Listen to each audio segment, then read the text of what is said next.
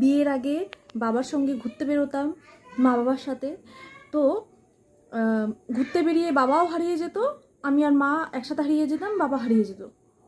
হ্যাঁ, বাবা বাবার মতন হারিয়ে যেত, আমরা আমাদের মতো হারিয়ে যেতাম। প্রত্যেকবার একই কাহিনী।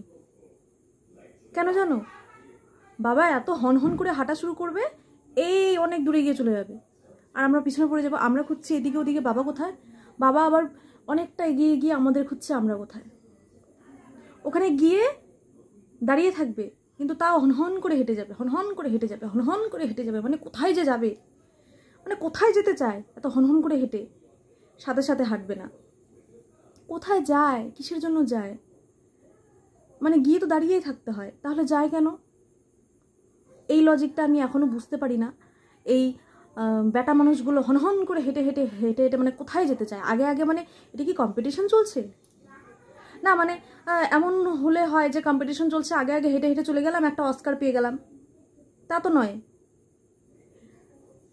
মানে এন্ডে তো একসঙ্গেই যেতে হবে। তুমি যতই হেঁটে হেঁটে আগে চলে যাও, কিন্তু ওখানে গিয়ে দাঁড়াতে হবে, তারপর আমরা গিয়ে ওখানে পৌঁছবো, তারপর আবার যাবে।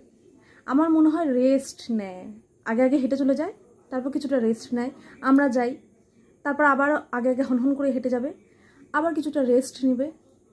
আমার মনে হয় রেস্ট নেওয়ার জন্যই করে। তোমাদের কি মনে হয় বলো তো? আর কতজনের বড় না কি এরকম করে, আমার বরটা আবার এরকম করে না, কার কার বর এরকম করে আর কার কারটা করে না জানিও। সো হ্যাপি পুজো, কালকে মহালয়া। উফ, ফ্যান বন্ধ করে করছি, কারণ আমার যে মাইকটা আমার ছোট ছেলে দিয়েছে ভেঙে, দেখো ঘেমে ঠেমে পুরো অবস্থা খারাপ, ফ্যানের আওয়াজটা না হলে চলে আসে।